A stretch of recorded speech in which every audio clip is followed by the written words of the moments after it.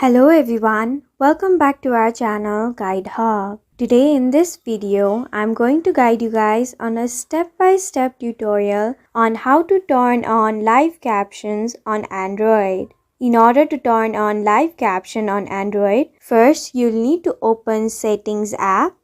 Here you'll find a lot of options. Now you'll have to scroll a bit and find the option that says Accessibility. You'll have to tap on that option.